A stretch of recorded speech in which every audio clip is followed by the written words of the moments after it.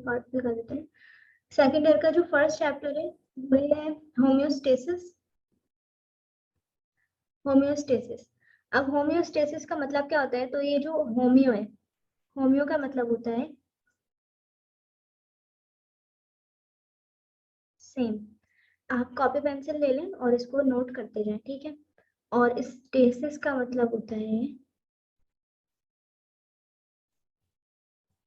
Status, ठीक है। अब हमारी बॉडी के अंदर जो चीजें होती है ना, वो बिल्कुल अपनी स्पेसिफिक और सेम स्टेटस पे होती हैं, ठीक है। अगर उनके ऊपर, उनके अंदर जरा सा भी चेंज आता है, उनकी कंसंट्रेशन में या उनकी फंक्शन में जरा सा भी, बिल्कुल थोड़ा सा भी चेंज आता है ना, तो वो क्या होता है? डिस्टरबेंस हो जाती है। और डिस्टरबेंस इन होम्योस्टेसिस वो क्या बन जाती है? वो बन जाती है डिजीज, ठीक है। होम्योस्टेसिस जब अपना काम नहीं कर पाती बॉडी, बॉडी जब होम्योस्टेसिस नहीं कर पाती, मतलब कि अपने अंदर के फंक्शन को, अपने अंदर की चीजों को मेंटेन नहीं कर पाती, तब जाके हमें क्या होती है? डिजीज होती है, ठीक है। फिर आते हैं हम नीचे, हेडिंग तो हमने अच्छे से पढ़ ली।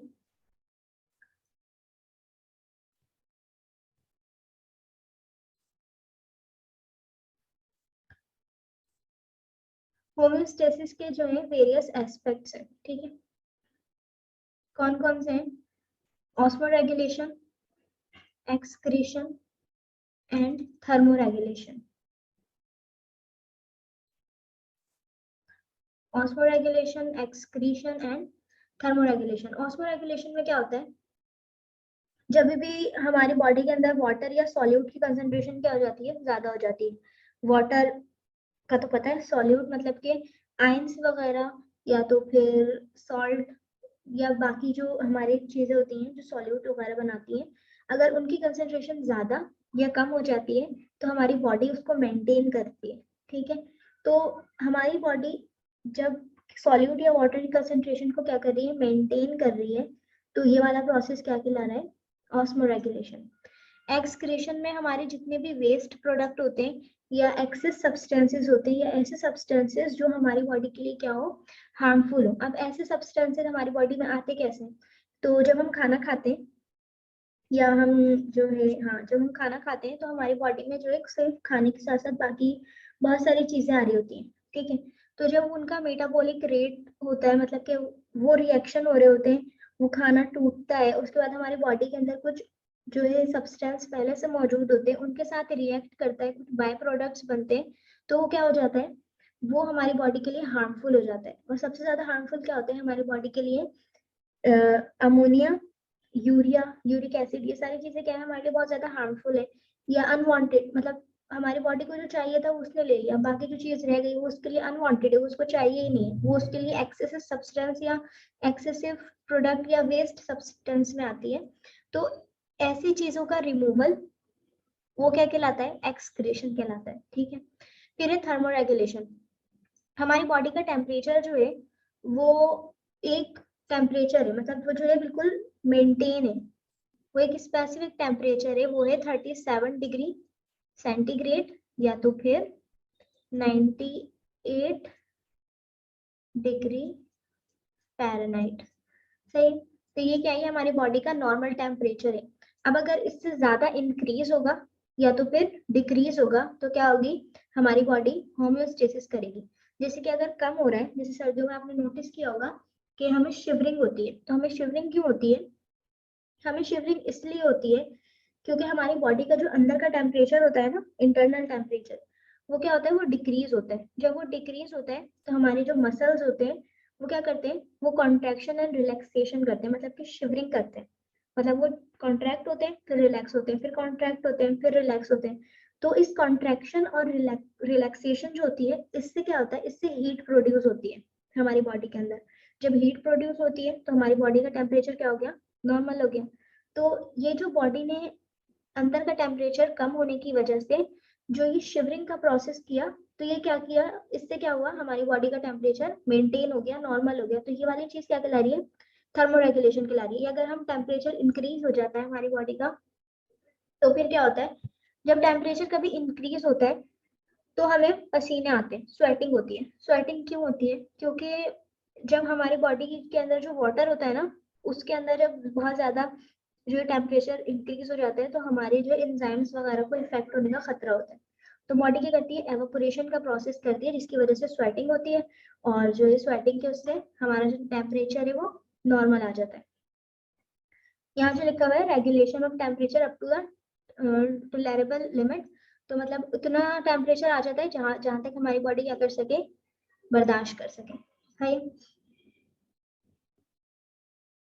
अब इस चीज को देखते हैं, ऊपर ही क्या लिखा हुआ है कि the external environment or the conditions in which an organism lives may vary greatly even or a brief period of time। जो हमारा external environment है बाहर का, और जो conditions है उसके अंदर हमारी body या कोई भी living organism कैसे रह पा रहा है, या temperature, acidity, salt, water, etcetera etcetera, ये सारी चीजों के साथ कभी ज्यादा हो जाती है, कभी कम हो जाती है।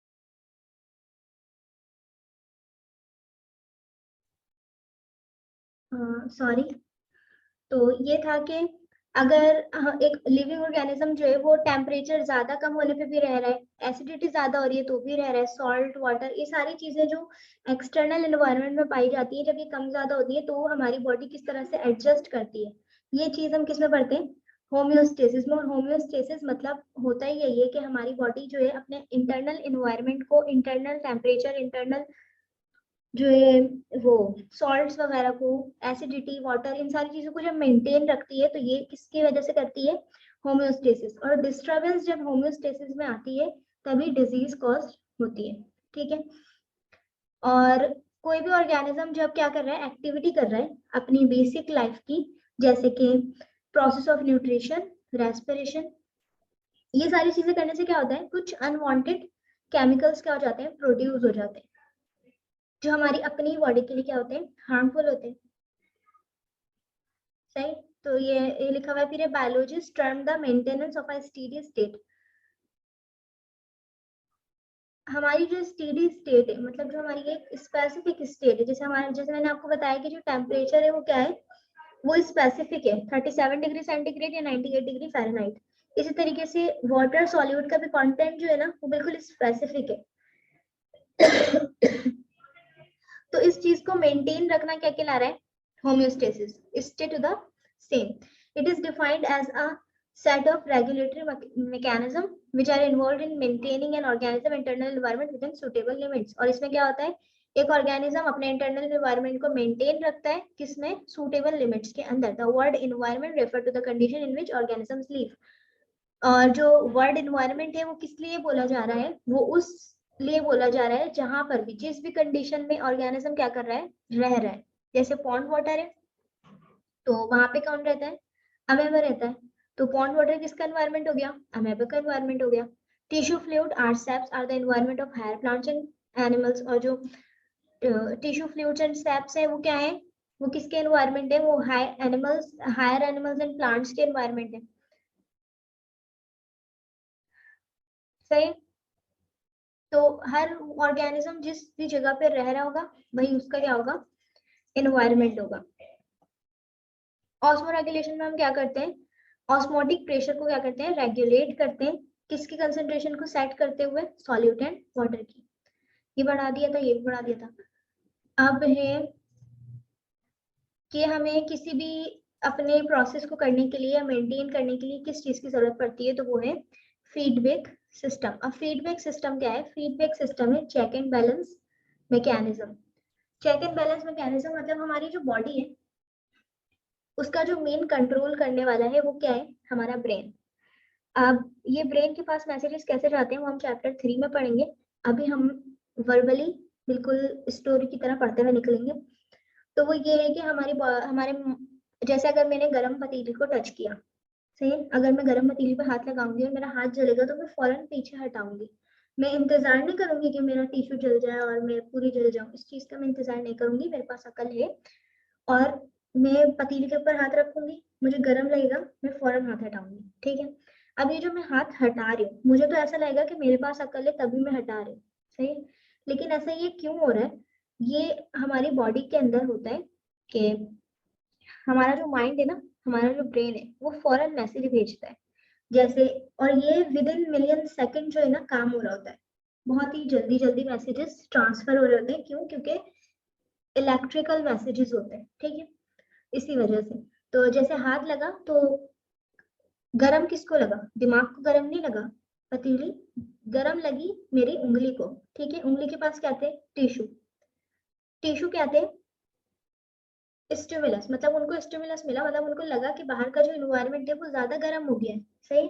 जब उनको ऐसा फील हुआ तो वो जो स्टिमुलस मिला है, जो स्टिमुलस में किस चीज को कह रही हूँ, जो मुझे मैसेज मिला है, जो किस क्या है, जो नॉर्मल टेम्परेचर के मुकाबले में ज्यादा या कम है, सही। तो वो स्टिमुलस मिला, उस स्टिमुलस किसके पास गया? रिसेप्टर के पास, सही, मतलब मसल के पास, और मसल ने जो मैसेज भेजा दिमाग के पास, सही। दिमाग ने एक मैसेज बनाया, दिमाग ने मैसेज क्या बनाया? दिमाग ने मैसेज ये बनाया कि हाथ वहां से हटा लो, ठीक है। तो वो जो दिमाग ने जो मैसेज बनाया वो क्या है? वो इफेक्टर है, सही। वो इफेक्टर के पास लेके जाएगा, मतलब कि वो हाथ के पास लेकर आएगा। तो वो मैसेज मेरे हाथ के पास आ रहा है, तो मेरा हाथ क्या हो गया?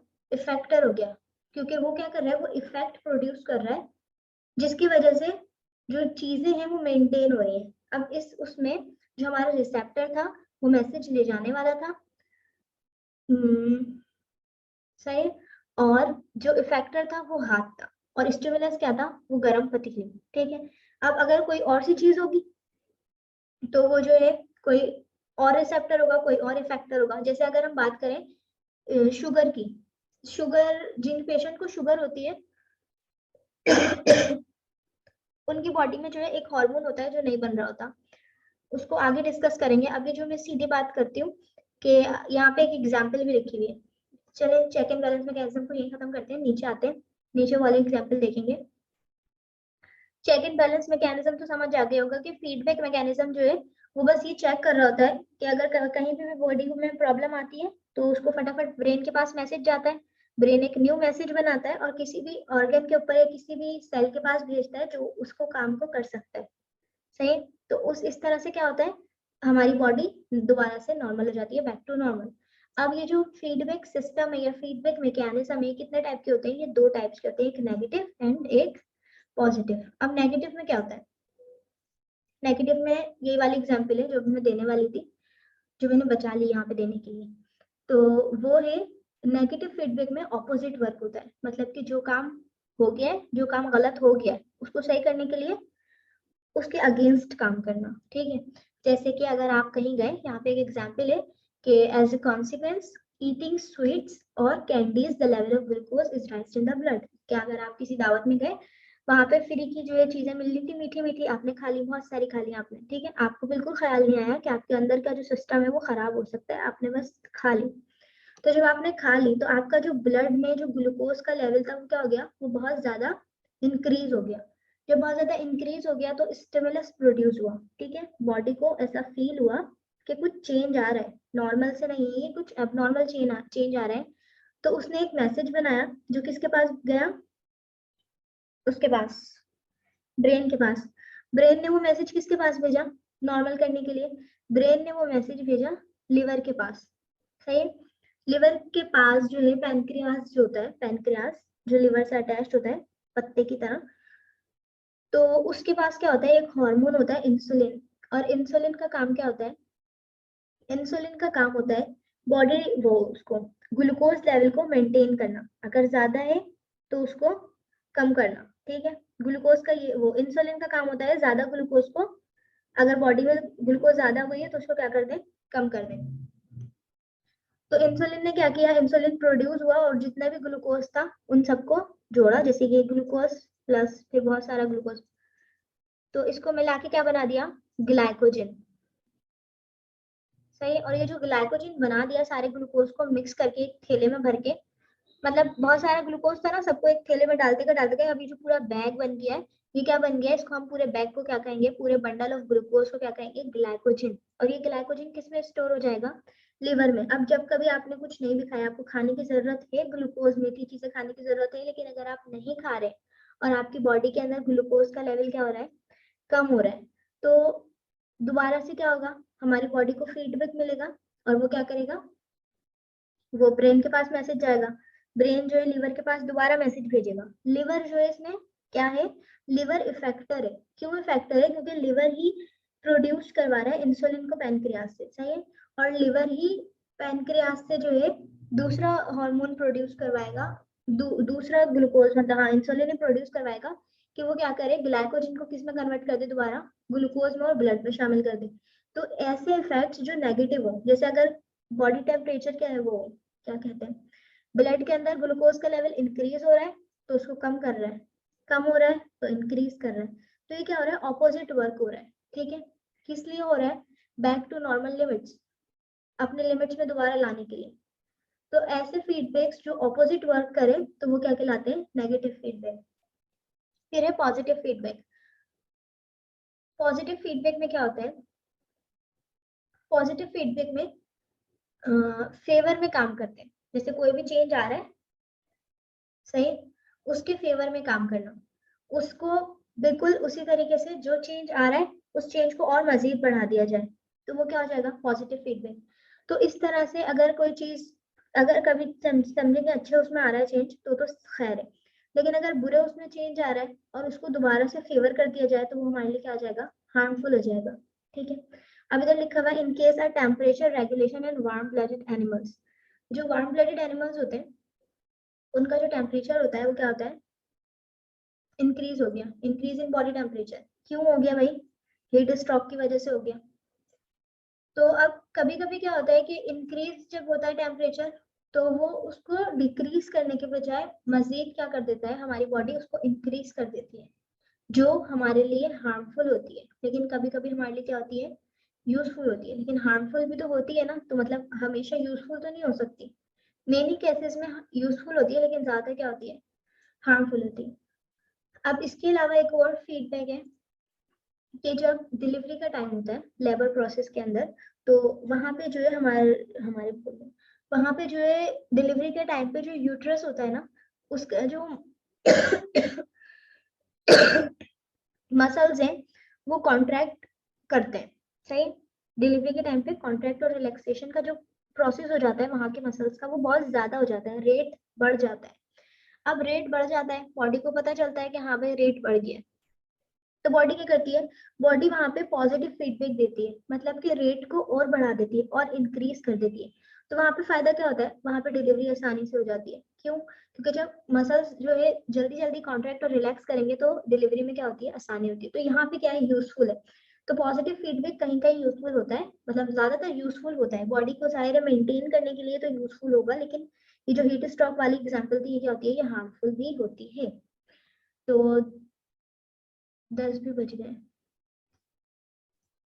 देखते हैं और देखते हैं थोड़ा सा।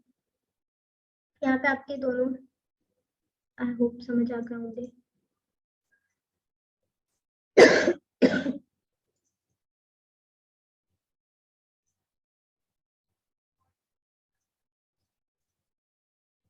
अब हम पढ़ेंगे osmoregulation, first aspect of homeostasis, सही।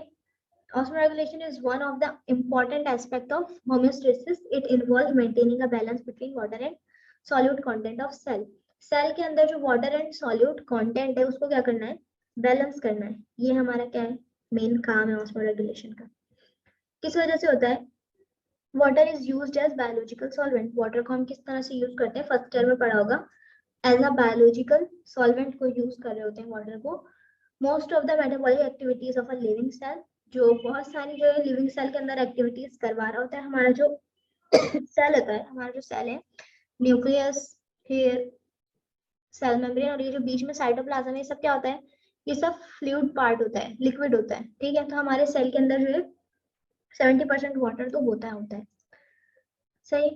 तो अब ये जो हमारा जो सेल के अंदर का जो वाटर है, ये जो मूव करता है सेल के अंदर और सेल के बाहर, ये किस वजह से कर पाता है, by the process of osmosis, सही।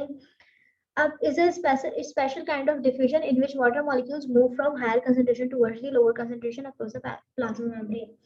एक प्रोसेस होता है डिफ्यूजन. डिफ्यूजन सिंपल प्रोसेस होता है, इसके अंदर कोई भी चीज नहीं आती, मतलब कि अगर यहाँ देखें तो समझे ये एक लाइन है, सही है. अब ये डिफ्यूजन का प्रोसेस है, जैसे यहाँ पे ये वाटर के मॉलिक्यूल बना रहे हैं, इसको वाटर के मॉलिक्यूल समझ लीजिएगा, और ये भी वाटर के मॉलिक्यूल है. अब यहाँ पे जो वाटर के मॉलिक्यूल है वो 4 हैं, यहाँ पे 1 2 3 4 5 6 7 है. तो अब यहाँ पे जो वाटर के मॉलिक्यूल की कंसेंट्रेशन है वो क्या हो गई, ज्यादा हो गई, और यहाँ पे कम हो गई.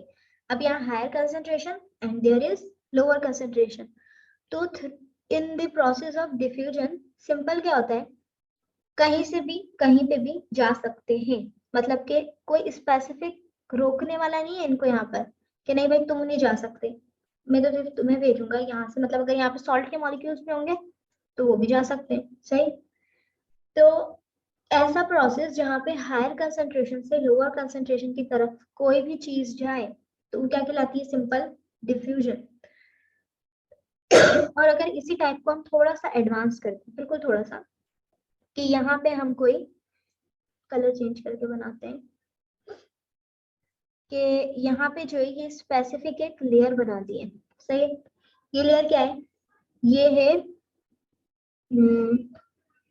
सेमी परमेबल मेम्ब्रेन, सही. तो ये जो सेमी परमेबल मेम्ब्रेन होती है ना, ये हमारे सेल के बाहर होती है, सही. ये हमारे सेल के बाहर होती है और ये सिर्फ कुछ मॉलिक्यूल्स को ही अलाउ करती है जाना from higher concentration to lower concentration. तो ऐसा प्रोसेस जिसके पास कोई एक मेम्ब्रेन हो, सेमी परमेबल मेम्ब्रेन, जो स्पेसिफिक हो किसी एक मॉलिक्यूल के लिए या कुछ मॉलिक्यूल्स के लिए, जो हायर कंसेंट्रेशन से लोअर कंसेंट्रेशन की तरफ आ सके, ऐसा प्रोसेस क्या कहलाता है, ऑस्मोसिस. आई होप कि समझ आ गया होगा कि ऑस्मोसिस क्या होता है. फिर है the potential energy of water in the region its higher concentration is greater than its potential energy in the region of lower concentration. This potential energy of water molecule can be termed as water potential. Balance of water and solute in the body. किस तरह से हो रहा है balance, इस चीज को देखते हैं कि जो पोटेंशियल एनर्जी है वाटर की, कहाँ पर, हायर कंसेंट्रेशन में वो ज्यादा होती है, कहाँ पे, लोअर कंसेंट्रेशन में.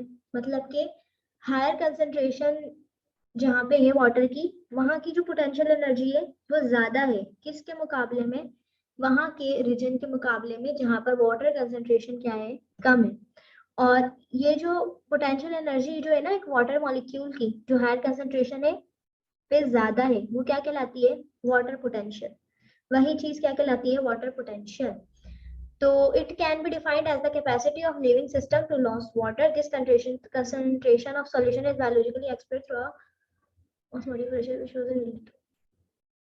अच्छा, प्लांट्स में जो है हम जो वर्ड यूज करेंगे वो यूज करेंगे वाटर पोटेंशियल, और एनिमल्स में जो हम वर्ड यूज करेंगे वो करेंगे ऑस्मोटिक प्रेशर. अभी क्या होता है ये बता दिया है कि जहाँ जिस रीजन में हायर कंसेंट्रेशन होती है, सही है, वहां की पोटेंशियल एनर्जी बहुत ज्यादा होती है, और वहां की पोटेंशियल एनर्जी को क्या कहते हैं, ऑस्मोटिक प्रेशर कहते हैं, या तो फिर वाटर पोटेंशियल कहते हैं, सिंपल. यहाँ पे कुछ चीजें हैं, ये देखते हैं.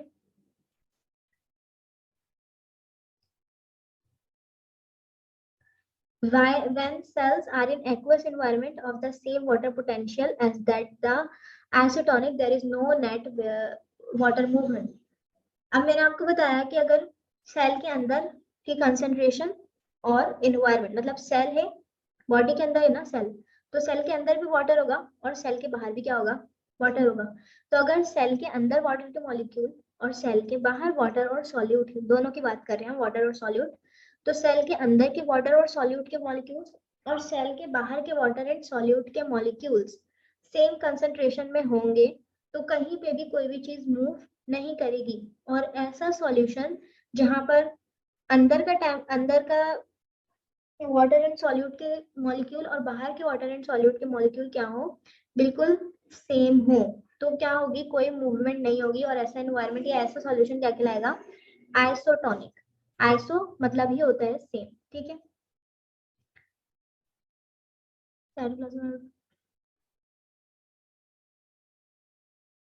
अब यहाँ पे इन्होंने कुछ एग्जांपल्स लिखी हुई है। ये प्लांट का है, parenchyma cell from beetroot. Beetroot जो एक है, उसका जो पैरेन्काइमा सेल होता है, उसका, उसके सराउंडेड का और उसके अंदर का जो वाटर एंड सॉल्यूट का कंटेंट होता है या कंसंट्रेशन होती है, वो क्या होती है, बिल्कुल सेम होती है। तो वो, उसके लिए वो क्या चीज है, आइसोटोनिक है। सही है। ऐसे यहाँ पे लिखा हुआ है, cytoplasm without permanent vacuole but containing red pigment haemoglobin. Cytoplasm के पास क्या है, एक वैक्यूल होता है। साइटोप्लाज्म में हमारे एक वैक्यूल होता है, हमारे नहीं, ये एक नॉर्मल ऑर्गेनिज्म की बात हो रही है, कोई स्पेसिफिक नाम नहीं दिया हुआ है यहाँ पर। तो बात कर रहे थे कि सेल के अंदर जो साइटोप्लाज्म है, साइटोप्लाज्म के अंदर कुछ वैक्यूल्स होते हैं, जो परमानेंट वैक्यूल नहीं है, लेकिन इसके अंदर क्या होती है, रेड पिगमेंट होती है हीमोग्लोबिन की। सही। तो ये भी क्या है, इसका अंदर का और इसके बाहर का जो वाटर एंड सॉल्यूट का कंटेंट होता है वो बिल्कुल सेम होता है, जो क्या है, आइसोटोनिक। फिर यहाँ पे देखते हैं, cell transfer to an environment as a less negative water potential. Less negative water potential का मतलब क्या होता है कि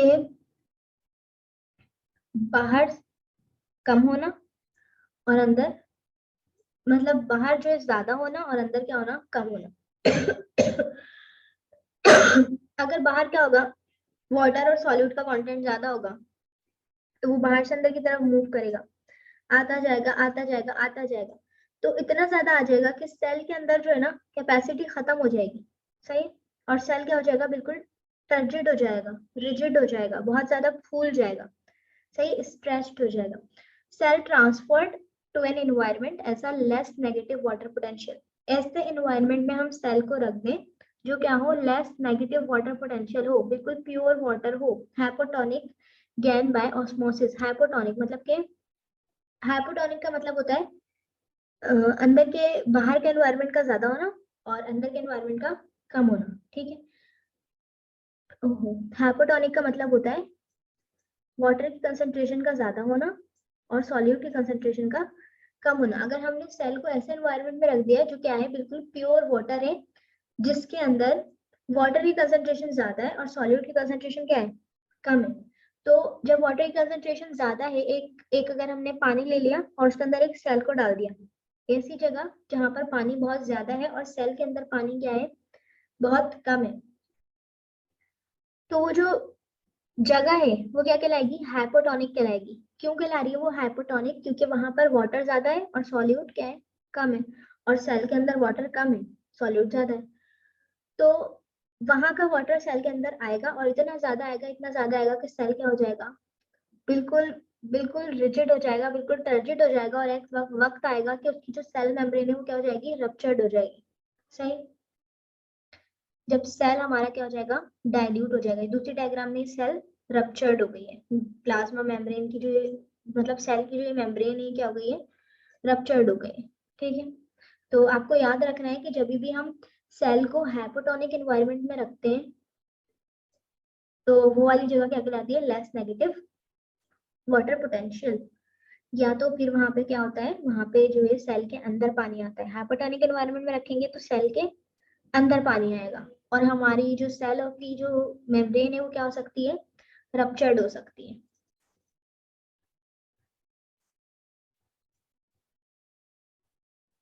अब अगर सेल को रख दिया जाए हाइपरटोनिक एनवायरनमेंट में, हाइपरटोनिक क्या है भाई, हाइपरटोनिक, हाइपरटोनिक, तो हाइपरटोनिक में सॉल्यूट जो है, मतलब सॉल्ट वगैरह जो है, उनकी कंसेंट्रेशन ज्यादा होती है और वाटर की कम होती है। अब जब ऐसे एनवायरनमेंट में सेल को रख दें जहां पर वाटर की कंसेंट्रेशन सेल के मुकाबले में कम हो, तो फिर क्या होगा, ऑस्मोसिस का प्रोसेस होगा। और यहाँ पर उल्टा सेल के अंदर से बाहर पानी जाएगा। बाहर पानी क्यों जा रहा है, क्योंकि बाहर वाटर के मॉलिक्यूल कम है, इसीलिए बाहर जा रहा है। अब जब सेल के अंदर जितना पानी होना चाहिए, जितना नॉर्मल पानी होना चाहिए, वो भी बाहर जा रहा है, तो सेल कैसा हो जाएगा, फ्लैसिड हो जाएगा, श्रिंक हो जाएगा। सही है। और अंदर की जानिब उसका क्या होगा, खिंचाव शुरू हो जाएगा। प्लाज्मा मेम्ब्रेन जो होगी वो गोल होती है, लेकिन यहाँ पे कैसी हो जाएगी, रिंकल्ड हो जाएगी। सही है, यहाँ पे आप देख रहे हैं। तो cell transfer to an environment, और ऐसा एनवायरमेंट को हम क्या कहेंगे, more negative water potential. Negative water potential किसे कह रहे हैं, नेगेटिव वाटर पोटेंशियल कह रहे हैं सॉल्ट की कंसंट्रेशन का कम होना और वाटर की कंसंट्रेशन का ज्यादा होना, इस चीज को कह रहे हैं नेगेटिव वाटर पोटेंशियल। सही। अब मोर का वर्ड इस्तेमाल किया है, गलत बताया मैंने, एक मिनट। आप पहले इस टर्म को समझें, नेगेटिव वाटर पोटेंशियल क्या है, फिर लेस और मोर को भी समझा देंगे। तो नेगेटिव वाटर पोटेंशियल में सॉल्ट का ज्यादा होना, वाटर का कम होना। सही। अब पहले जो बात की थी वो क्या थी, लेस, मतलब कि ये वाली जो टर्म है ये लेस है, मतलब इसका उल्टा कर ले, वाटर का ज्यादा होना, सॉल्ट का कम होना, तो क्या कहलाएगी, लेस नेगेटिव वाटर पोटेंशियल। और अगर जब सॉल्ट की कंसंट्रेशन ज्यादा होगी और वाटर की कम होगी तो क्या कहलाएगी, मोर नेगेटिव वाटर पोटेंशियल। इसमें कंफ्यूज नहीं होना है। सही है, सीधा आप ये बात याद रखें कि मोर नेगेटिव वाटर पोटेंशियल में हाइपरटोनिक होगा और लेस नेगेटिव वाटर पोटेंशियल में हाइपोटोनिक होगा। हाइपर और हाइपो को जो है अच्छे तरीके से समझ लें, ये वाली चीज का रट्टा मार लें कि हाइपरटोनिक में मोर आएगा और हाइपोटोनिक में लेस आएगा। सही है, हाइपर में सॉल्ट ज्यादा होगा, वाटर कम होगा, हाइपो में वाटर ज्यादा होगा और सॉल्ट कम होगा। सही है। और जब भी हम सेल को हाइपरटोनिक एनवायरनमेंट में रखेंगे तो सेल कैसा होगा, श्रिंक होगा, और उसकी जो प्लाज्मा मेम्ब्रेन है वो कैसी होगी, रिंकल्ड होगी। और अगर हम उसको हाइपोटोनिक एनवायरनमेंट में रखेंगे तो सेल बिल्कुल टर्जिड हो जाएगा, रिजिड हो जाएगा, बहुत ज्यादा फूल जाएगा, और इतना ज्यादा फूल जाएगा कि उसकी जो प्लाज्मा मेम्ब्रेन है वो रप्चर्ड हो जाएगी। ठीक है, आई होप के समझ आ गया होगा। अगर कोई क्वेश्चन होगा ना तो आप मुझे पर्सनल पे पूछिएगा। ठीक है, अब हमने ये तो पढ़ लिया कि ज्यादा अगर हम हाइपोटोनिक में रखेंगे तो हमारा जो सेल है वो बर्स्ट हो सकता है, फट सकता है। लेकिन प्लांट्स में क्या होता है, प्लांट्स में जब हम the water potential of cell sap is termed as solute potential. सही है, प्लांट में ये अगर हम सेल को किस में पुट कर दें, प्योर वाटर मतलब के हाइपोटोनिक एनवायरनमेंट में, मतलब ऐसा एनवायरनमेंट जहां पर क्या हो, पानी सेल के अंदर आ रहा हो। ठीक है, तो क्या होता है, तो सेल जो होता है वो टर्जिड हो जाता है, स्वेल हो जाता है, मगर फटता नहीं है। क्यों नहीं फटता भाई, यहाँ पे लिखा है इन्होंने कि हाइपोटोनिक एनवायरनमेंट प्रोड्यूस कर देते हैं, उसके अंदर डाल देते हैं, फिर भी बर्स्ट नहीं होता। क्यों नहीं होता, क्योंकि जो प्लांट्स होते हैं, आपको पता होगा कि प्लांट का जो सेल होता है ना, जैसे ये प्लांट का सेल है, तो इसकी ये मेम्ब्रेन के बाद कुछ सेल वॉल भी होती है। सही है? अब पानी क्या आ रहा है, अंदर आ रहा है, एक वक्त आता है कि ये जो हमारी सेल वॉल होती है ना, ये यहाँ पे इस पे बैंड लगाती है, ये बोलती है चलो बेटा आप बाहर निकलो, अब अंदर नहीं आना। और ये ऐसा प्रेशर एग्जिस्ट करती है, यहाँ पे कुछ ऐसा प्रेशर बनाती है कि पानी और ज्यादा अंदर नहीं आ पाता। जब पानी और ज्यादा अंदर नहीं आ पाता तो बर्स्ट नहीं हो पाता। ठीक है, तो ये चीज कौन कर रही है, ये चीज कर रही है सेल वॉल, और ये जो प्रेशर बन रहा है ये क्या हो रहा है, टर्गर प्रेशर। सही है, इस प्रेशर को हम क्या कहेंगे, टर्गर प्रेशर। याद रखिएगा कि जो प्रेशर सेल वॉल बना रही है वो क्या है, टर्गर प्रेशर, जिसकी वजह से पानी और ज्यादा अंदर नहीं आ रहा और सेल बर्स्ट नहीं हो रहा। तो प्लांट में ये एबिलिटी होती है, कैपेबिलिटी होती है, या खुसूसियात होती है इसके अंदर ऐसी कि इसकी जो सेल वॉल है वो जो है बर्स्ट नहीं होने देती। ठीक है, वो एक टेंशन प्रोड्यूस कर देती है वहां पर, हाइड्रोस्टेटिक प्रेशर और प्रेशर पोटेंशियल, जो कि साइटोप्लाज्म के पानी को क्या करती है, रेजिस्ट करती है, और एक वक्त आता है कि वो स्टॉप हो जाता है। सही, तो इस तरह से इससे हमें क्या पता चला कि जो प्लांट सेल होता है वो हाइपोटोनिक एनवायरनमेंट में रखने के बावजूद भी बर्स्ट नहीं होगा। बट इन एनिमल सेल के पास सिर्फ सेल मेम्ब्रेन होती है। सही, सेल मेम्ब्रेन होती है, सेल वॉल नहीं होती है एनिमल्स के पास। तो जब सेल वॉल ही नहीं है तो वो बर्स्ट हो सकता है। सही है, तो it burst because the plasma membrane can not resist the pressure potential. क्यों नहीं है भाई, सेल वॉल नहीं है ना, इन एनिमल के सेल के पास। तो जब एनिमल सेल के पास सेल वॉल ही नहीं है तो प्लाज्मा मेम्ब्रेन या जिसको हम सेल मेम्ब्रेन कहते हैं उसके अंदर इतनी औकात ही नहीं है, उसके अंदर इतनी हिम्मत ही नहीं है कि जो वो क्या करे, वो प्रेशर पोटेंशियल डेवलप कर सके, वो रेजिस्ट नहीं कर पाती। इसी वजह से क्या होता है कि इसी वजह से क्या होता है, बर्स्ट हो जाता है सेल। सही। फिर यहाँ पे लिखा हुआ है within the bodies of higher animals, जो हायर एनिमल्स हैं हमारे, उनके अंदर क्या होता है, उनके अंदर सेम वाटर पोटेंशियल होता है। सही। और क्या होता है, आइसोटोनिक एनवायरनमेंट होता है सेल का। हायर एनिमल्स में होता है, खाली हायर एनिमल्स में होता है, याद रखिएगा। जैसे कि कैमल की अगर हम बात करें तो कैमल जो है पानी पिए बगैर भी काफी दिन जो है कहाँ सर्वाइव कर सकता है, सहरा वगैरह में, या जो होते हैं डेजर्ट वगैरह, वहां पर जो है जो कैमल होते हैं वो सरवाइव कर सकते हैं। ठीक है। अब है when a plant cell is placed in concentrated solution on hypertonic solution there is a net movement of water out of the cell। अगर हम प्लांट सेल को कहाँ रख दें, कंसंट्रेटेड सॉल्यूशन। अब कंसंट्रेटेड सॉल्यूशन क्या है, कंसंट्रेटेड सॉल्यूशन भी क्या है, हाइपरटोनिक। जहाँ पे भी वर्ड कंसंट्रेटेड आता है ना, मतलब है वहां पे पानी की कम है, पानी की कमी है। ठीक है, पानी कम है और बाकी चीजें ज्यादा है, तो हाइपरटोनिक सॉल्यूशन। सही, सिंपल है। तो वहां पे क्या होता है, नेट मूवमेंट होती है आउट ऑफ द सेल। मतलब अगर हमने कंसंट्रेटेड सॉल्यूशन में रखा है तो मतलब कि हमारा जो सेल है उसके अंदर वाटर के मॉलिक्यूल ज्यादा है और इन्वायरमेंट क्या है, कंसंट्रेटेड है। तो सेल के अंदर से बाहर पानी जाएगा और सेल कैसा हो जाएगा, फ्लैसिड हो जाएगा, श्रिंक हो जाएगा, कुछ उसकी मेम्ब्रेन इस तरह की हो जाएगी। सही। Cytoplasm is with its plasma membrane shrink from the cell wall. और जब हमारा जो सेल है अगर वो श्रिंक हो जाता है, उसकी प्लाज्मा मेम्ब्रेन जो है श्रिंक हो जाती है, तो वो कंडीशन क्या कहलाती है, प्लाज्मोलाइसिस कहलाती है। ठीक है, आई होप कि समझ आ गया होगा। टाइम भी काफी हो गया है। बाकी ये वाला टॉपिक हम इंशाल्लाह जब हमारी नेक्स्ट वीक में क्लास आएगी बायोलॉजी की तो फिर करेंगे। ओके, चलें, अल्लाह हाफिज, अपना ख्याल रखिएगा और जो समझ ना आया हो वो पूछ लिएगा। ठीक है।